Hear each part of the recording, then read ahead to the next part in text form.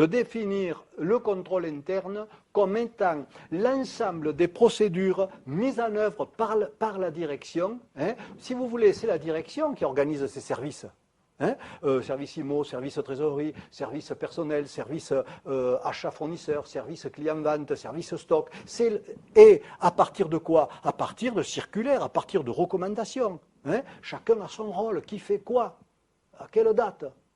Quel imprimé utiliser? Donc, c'est l'ensemble des procédures mises en œuvre par la direction de l'entreprise en vue d'assurer une gestion rigoureuse et efficace de ses activités. Bien. Donc, on a comme chapeau l'organisation générale de l'entreprise. Et il s'agit donc, dans cette organisation, mise en place par la direction, de savoir si ça fonctionne correctement, s'il y a des points faibles. D'accord?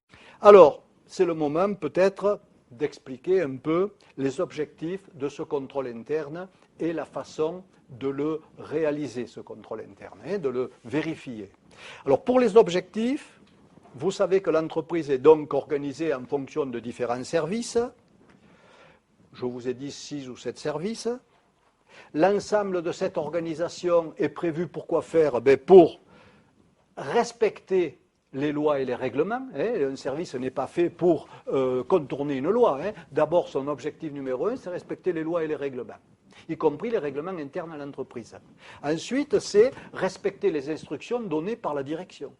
Vous comprendrez qu'il vaut mieux que les directions soient écrites pour que le commissaire aux comptes puisse vérifier qu'elles sont bien appliquées, plutôt qu'une explication orale qui peut changer au fil des jours.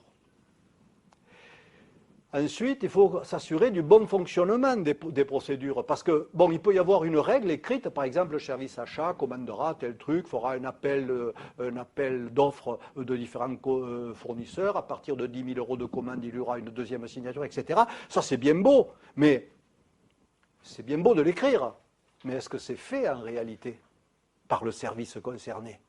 Donc il ne faut pas se contenter de lire les instructions, il faut regarder sur place comment c'est fait, pour voir si les instructions d'abord sont bonnes et ensuite sont respectées. Et puis, finalement, est-ce que les informations qui sortent de tout cela sont fiables? Car vous savez, on a beaucoup parlé de la fiabilité des informations, c'est l'objectif numéro 1 de la comptabilité.